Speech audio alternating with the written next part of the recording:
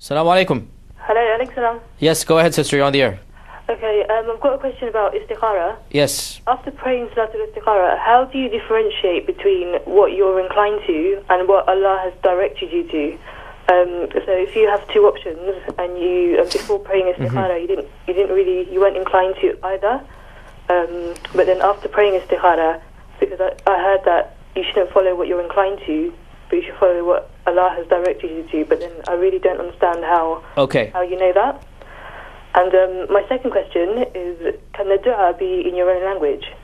Okay, so the first question about istikhara, realize, my dear sister in Islam, that there is so much myth around istikhara that wallahi, it's just depressing to see so much myth put around istikhara. And there are unreasonable expectations and ridiculous conditions put upon the one doing istikhara.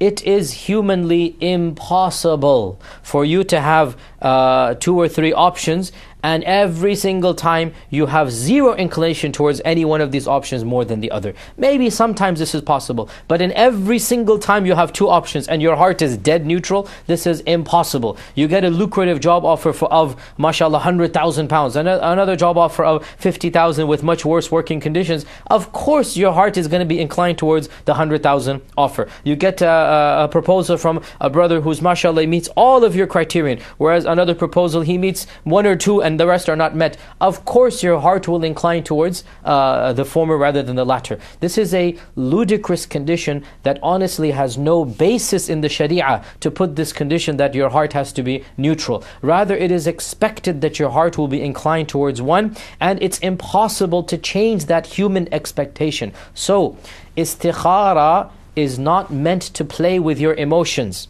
Istikhara is meant to open up the avenues from Allah Azza wa Jal regarding which path is better for you and which path is not better for you. So let me give you a scenario. Suppose you wanted to rent an apartment, and you saw the apartment and you're looking for apartments, you see one, everything fits and you're so happy and your heart is jumping for joy. I got the deal. You go home, you pray istikhara.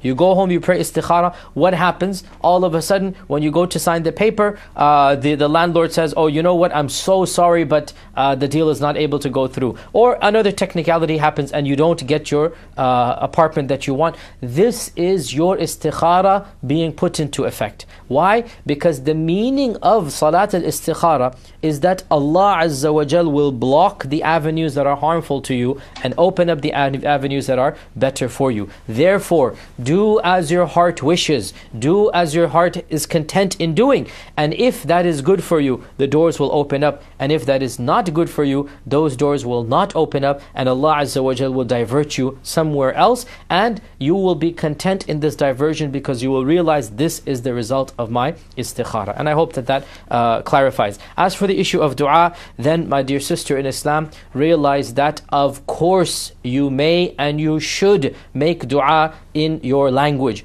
None of the scholars of the world ever has said that every dua has to be made in the Arabic language. We don't believe, like some of the groups in ancient Christianity, they believe that Latin is the only language that you can do anything religious in. No, we don't have it in this way.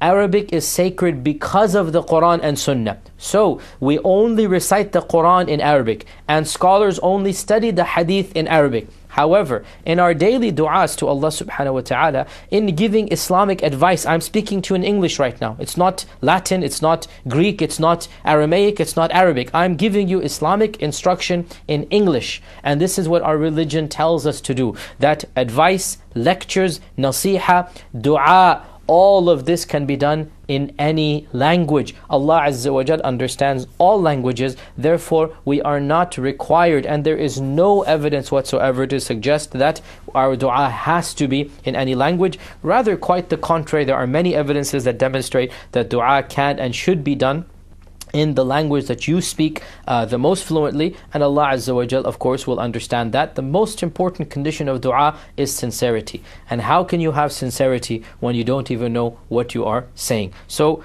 make dua in your language, and make plenty of dua in your language. No doubt, by the way, I have to say before we move on to the next question, no doubt the best du'as are those found in the Quran and Sunnah, and they are in Arabic. So if you memorize those du'as and use them, this is best. But those du'as don't cater to every every situation. So there will be specific situations you want to make dua for. Go ahead and make them in your own language, and Allah Azza wa Jal knows best.